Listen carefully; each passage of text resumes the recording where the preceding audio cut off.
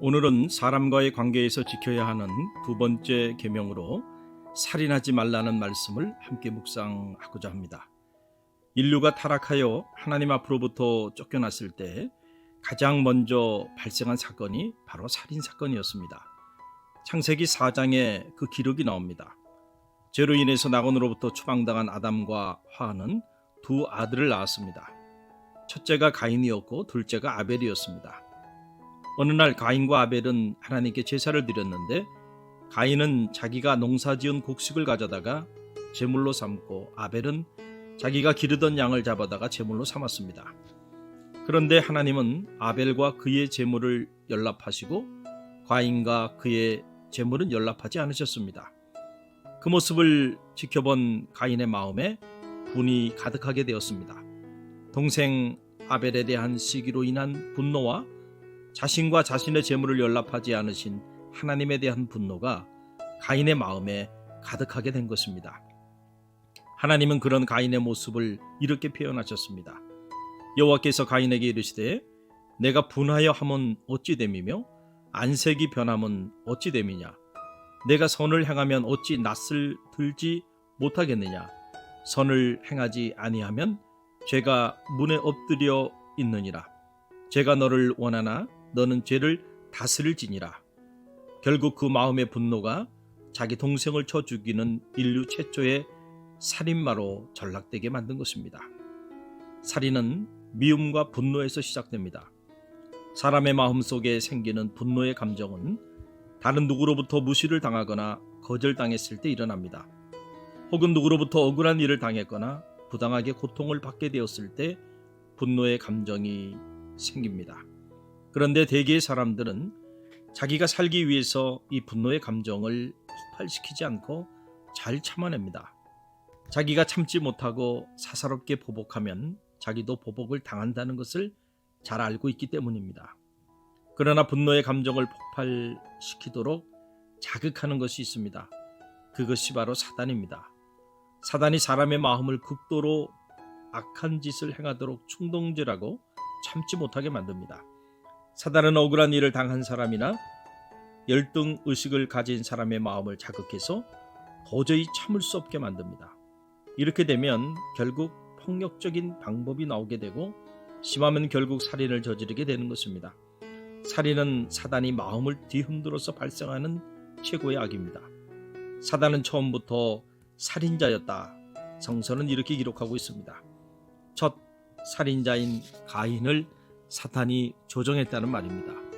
하나님을 멀리하고 사탄을 가까이 하면 살인자가 될 수밖에 없는 것입니다. 살인하지 말라라는 말은 히브리어 원어로 로 티르자흐입니다. 부정어 로가 문장 서두에 나오는 것은 결코 뭐뭐 해서는 안 된다는 매우 강력한 금지 명령을 뜻하는 것입니다.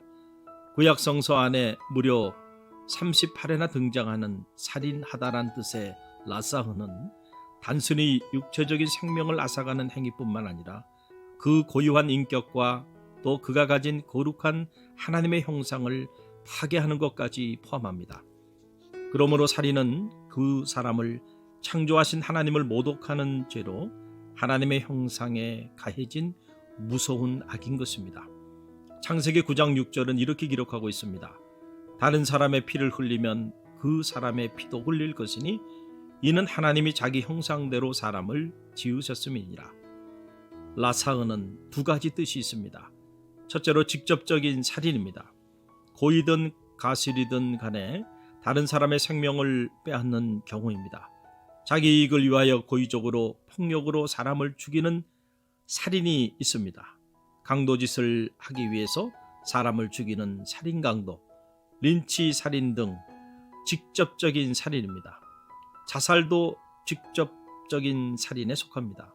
사람의 생명은 결코 그 자신의 것이 아니고 사람이 주관할 것이 아니기 때문입니다. 뱃속에 있는 자기 아이를 죽이는 태아 살해도 마찬가지로 무서운 살인 행위입니다. 둘째로 간접적인 살인의 경우가 있습니다. 직접적인 살인이 아니더라도 간접적으로 사회적 약자들을 향하여 살인 행위에 동참하는 것입니다. 열왕기상 21장에 보면 나봇의 포도원에 관한 이야기가 나옵니다. 이세벨이 나봇의 포도원을 빼앗기 위해서 계략을 꾸며 무리를 통해서 나봇을 죽이게 하였습니다. 내가 죽이고 또 빼앗았느냐고 하셨다고 하고 또 그에게 이르기를 여호와의 말씀이 개들이 나봇의 피를 핥는 곳에서 개들이 내 피 곧 내 몸의 피도 핥으리라 하였다 하라. 여기서 죽이고라고 하는 단어가 라차흐입니다.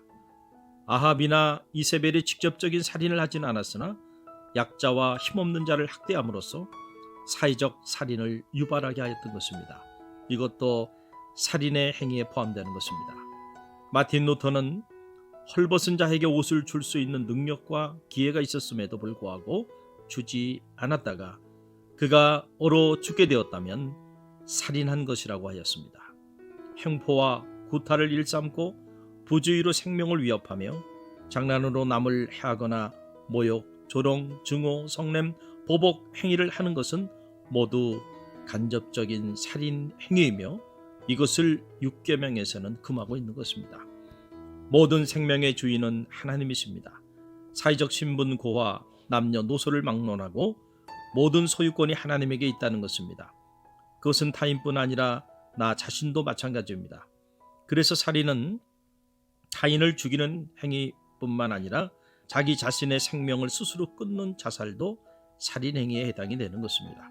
살인하지 말라라는 말을 적극적인 의미로 해석하면 사람의 생명을 소중히 여기고 보존하며 생명을 살리는 일에 헌신하라는 말입니다. 하나님의 성민은 생명을 살리는 사람들이지 생명을 죽이는 사람들이 아닙니다. 그런데 우리가 임의로 하나님의 뜻과는 관계없이 생명을 앗아가는 행위를 저지른다는 것은 곧 하나님의 소유권에 대한 정면 도전이 되는 것입니다. 그러므로 살인 행위는 하나님 사랑과 이웃 사랑을 완전히 파괴하는 가장 무서운 죄가 되는 것입니다. 예수님은 살인하지 말라는 계명을 보다 확장하여 산상수훈에서 다음과 같이 말씀하셨습니다. 옛사람에게 말한 바 살인하지 말라. 누구든지 살인하면 심판을 받게 되리라 하였다 하는 것을 너희가 들었느냐. 나는 너희에게 이르노니 형제에게 노하는 자마다 심판을 받게 되고 형제를 향하여 나가라 하는 자는 공회에 잡혀가게 되고 미련한 놈이라 하는 자는 지옥불에 들어가게 되리라. 십계명에는 증거가 명백한 살인 행위만 금지하고 있으나 주님은 살인을 저지르게 되는 마음, 즉 미움을 살인의 출발점으로 보셨고 미움도 살인이라고 하셨습니다. 구약의 살인자에 버금가는 죄를 형제를 미워하고 학대하는 자의 죄로 보았습니다. 형제에게 노하는 자마다 심판을 받게 되고 형제를 대하여 나가라 하는 자는 공회에 잡히게 되고 미련한 놈이라고 하는 자는 지옥불에 들어가게 되리라. 사랑의 사도 요한은 살인을 이렇게 정의하였습니다. 그 형제를 미워하는 자마다 살인하는 자니 살인하는 자마다 영생이 그 속에 거하지 아니하는 것을 너희가 아느니라. 형제를 미워하는 자가 곧 살인하는 자다라는 것입니다. 지혜자는 모든 지킬 만한 것 중에 내 마음을 지키라. 생명의 근원이 이에서 남이니라고 말하였습니다. 세상에서 가장 상처를 잘 받는 것이 바로 사람의 마음입니다. 사람의 마음이 얼마나 여린가 하면 누군가 자기를 보고 인상만 써도 상처를 받습니다. 누군가 자기한테 과격한 말 한마디만 해도 마음이 상하고 분한 마음이 남습니다.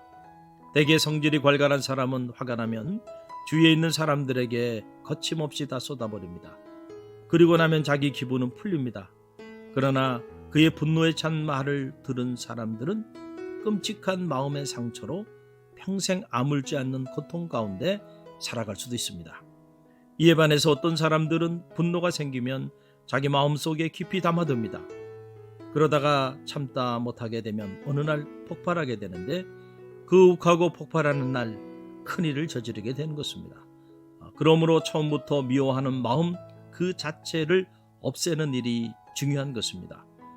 살인하지 말라는 계명을 보다 적극적으로 확대하면 서로 사랑하라라는 것입니다.